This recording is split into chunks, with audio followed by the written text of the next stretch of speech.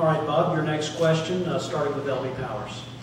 It seems like agricultural issues get lost in the shuffle sometimes. And this one hasn't had a lot of publicity, but it has a lot of potential impact. A recent General Assembly draft report deems 7 of the state's 16 agricultural research stations as, quote, less essential to the system than others. And the report recommends reducing the total number of stations to save money.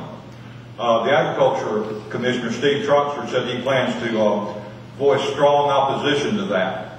Do you have an opinion on that? I think this should, as far as I know, leave on like the yard at the time. I do know a few years back they went through this deal and they closed up some offices. And they used some numbers such as a NC Department of Agricultural office out of Roseboro. They closed it down and they said that office was capable of costing the taxpayers, I think it was $292,000 a year. And they were correct, it was capable. But 2 ladies were running that office on a budget of only $28,000 a year, I believe was that number.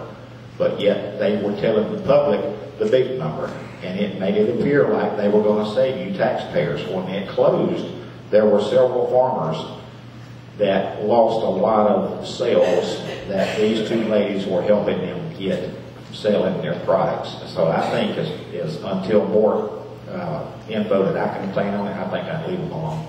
Senator? I am adamantly opposed to closing any of our research stations.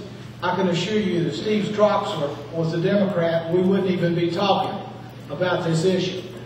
You know, our research stations provide common sense things for our farmers to use to be productive. You know, agriculture is the #1 economic engine, about $60 billion in this state. And not only do research farms provide them practical things to increase their productivity on their farm, but we're spending $100 million on open space.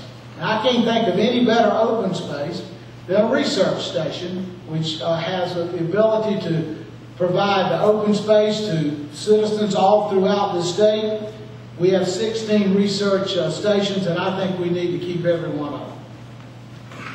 I agree with everything Fred says, and I'd like to add that agriculture is facing a crisis not only in our state, but in our nation. More and more of our food is being imported.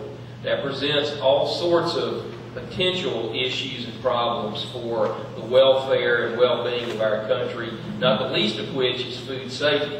I think it's critical that North Carolina do everything we can to strengthen and even grow our agricultural community across the state, particularly in our smaller rural areas, which are certainly more inclined to agriculture. I think we definitely should not be closing these research stations, and I think Fred's exactly right. If it was a Democrat agricultural commissioner, we'd never hear this raised. There are a lot of other places we should be saving money rather than there.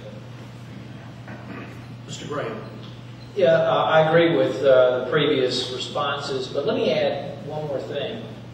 Looking forward, which is the job of the next governor, agriculture is not only about producing food and other cash crops, but this is going to be an energy business, ladies and gentlemen. Biodiesel and ethanol is going to be a continuing part of the debate. North Carolina has a huge opportunity. And why would the folks in Raleigh take the time now to cut off their nose to spite their face? But this is typical of what they do up there. So looking forward, agriculture is going to equal energy.